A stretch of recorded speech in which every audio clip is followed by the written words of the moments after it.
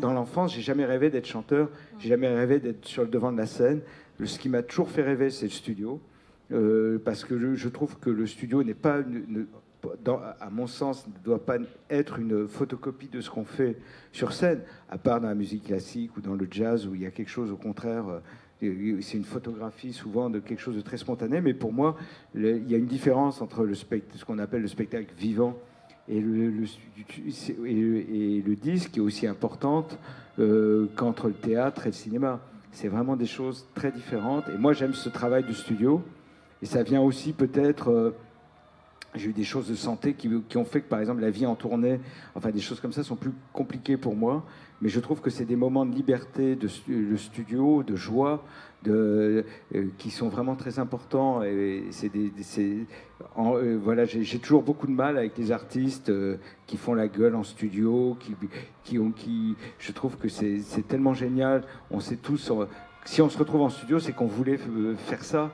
Et c'est des moments où il faut être très concentré, mais il faut être très libre aussi. Puisqu'on est aux Francopholies, je dois dire, par exemple, le chantier des Francopholies, il y a un groupe du label Catastrophe qui l'a fait cette année, et j'ai trouvé absolument admirable la façon dont le chantier les a aidés, justement, sans jamais les mettre sur une mauvaise piste, sans jamais les formater, en respectant toute leur singularité, et au contraire en les poussant à aller dans cette singularité, à s'accomplir. Mais ça, c'est très rare. Et en tout cas, moi, en tant qu'interprète, je ne me sentais pas légitime. Et par exemple, sur scène, pendant des années, je pense que je me disais, qu'est-ce que je fous là, d'une certaine façon. C'est pas à moi de faire ça.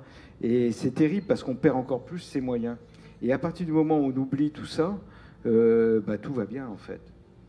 Mais du coup, je crois que je communiquais au public ma trouille, d'une certaine façon, et mon mal-être. Et je crois qu'il y a quelque chose... si soi-même, voilà, il y a quelque chose qui est important que j'ai appris tardivement, c'est une forme d'engagement.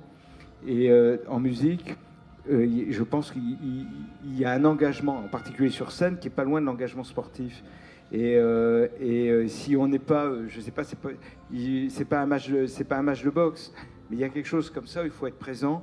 Et si on n'a pas cette présence, si on se demande ce qu'on fout là, c'est évidemment, le public se le demande encore plus. Et vraiment, le studio, on est dans un port, mais on n'est pas loin, je pense, c'est une traversée sur un bateau.